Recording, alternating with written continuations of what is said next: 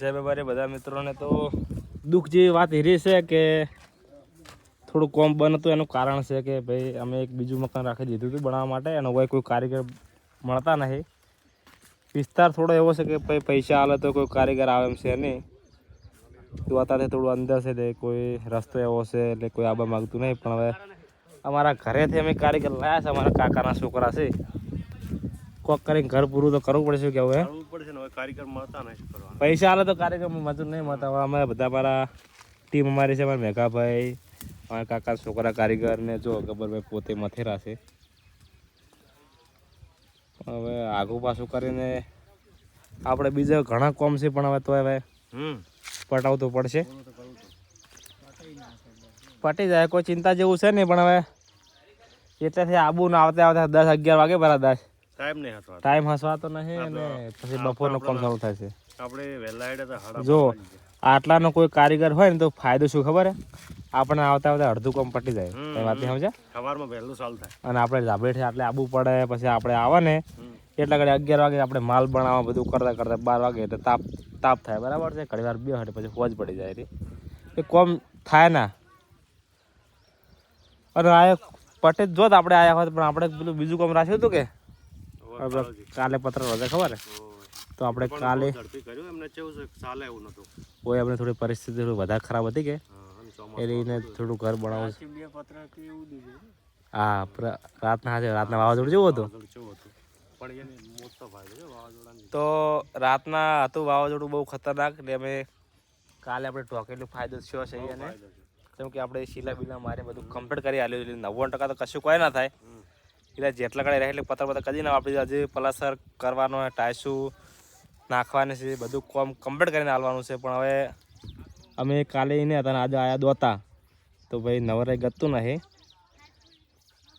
7 થી 3 કોમ ચાલુ છે, એટલે ભાઈ નવરાઈ ના હોય ને. બીજા અમારા અમુક ઘરના કોમ હોય એ હવે થોડા સાઈડમાં રાખવા પડે ઘણી વાર. સમય બધું કહે છે. જય માતા આવી જા. આજુ અમારા ચાહકો આવ્યા છે. ચાહકો ને સેવા માટે આવ્યા છે. સેવામાં આવ્યા છો? બરાબર. ખૂબ ખૂબ આભાર. છતાં પૈસે મજૂર નહીં મળતા. અરે ભાઈ સેવામાં આવે એટલે શું કહેવાય હે. એટલે આવા એક બે લોકો આવે ને તો કોમ પડે જોવાય. અમારે પગદડી જો કલ્પેશભાઈ, ગબ્બરભાઈ, મનુભા, ધનજીભા બધા અમારે આવી જશે. હું પોતે ગોમ આખું ગોતે. આ કઈ ડાયલોગ મારે એ તો ડાયલોગ કરો. જો આમાં ટીમ ઓય તમે હે ને ભાઈ, તમારા હારું હું લાવ્યો છું કેળા. બરાબર? એટલે તમે બધા આલુ પસંદ હો તમે ચોય જાતા ના, અને કોઈ બાચી હોય ને છોકરો તો બોલાવો તમે કે બધા આવતા રહો. હું તો બધાને કેળા આલું. હો તમે ખાવા ખાધું? ખાવા ખાઈ લીધું?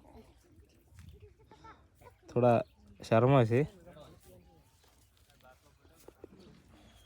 જય બાબા રે બોલતા આવડે?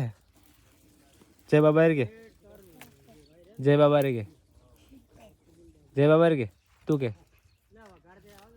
થોડા શર્મા આવે છે.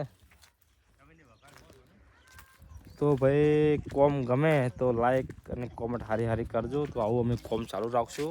તમે કોમેન્ટ હારી કરશો તો કોમ સારું રહે, ખરાબ કરશો તો સારું રહે. કોમ સારું રાખવાનું છે. બરાબર છે? અને ભાઈ તમે અમારા ઘણા દિવસો પછી અમારા કાકા છોકરો કોમે આવ્યો છે. આજ તારે કેવું મથતું હો? શું કીધું? માલ બેડા પોણે પોણે ઝપાડા મારા તારે પાછો ને અદર વેળા ના કરતો ગતું. સેવાનું કામ છે. અમે મથન તું ના મઠે બોડા મસ્ત છે. બરાબર છે. અને ચિંતાની વાત એ છે કે ચોમાસું બેસી જો સિમેન્ટ પડ્યો છે એટલે અમે આવી ગયા છે. જો સિમેન્ટ ના હોત ને થોડી વાર કરો. સિમેન્ટ પડ્યો છે 50 ઠેલી. તો વરસાદ આવે તો સિમેન્ટ બગડે. બરાબર છે? આમાં જો ધનજીભાઈને ખાઈ પીવું ઘણું છે, પણ એક એવી લાગણી છે કે સેવા મારા કરવી કરે. વાહ ભાઈ વાહ.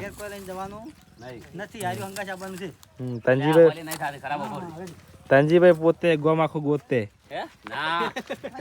આ ડાયલોગ